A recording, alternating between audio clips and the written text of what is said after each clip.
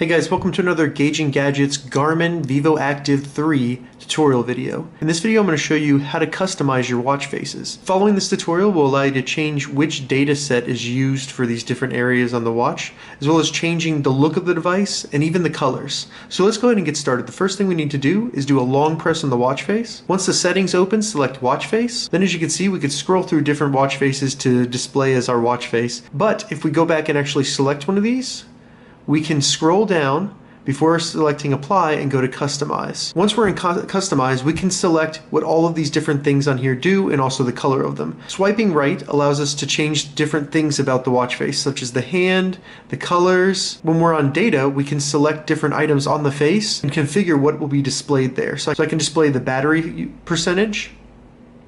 And as you can see, it now has a meter with the battery right there. As you can see, we can go in here and just change the watch hands by scrolling up and down. Alright, I like these. And then we'll scroll right for accents. So we can select the color. I'll do red.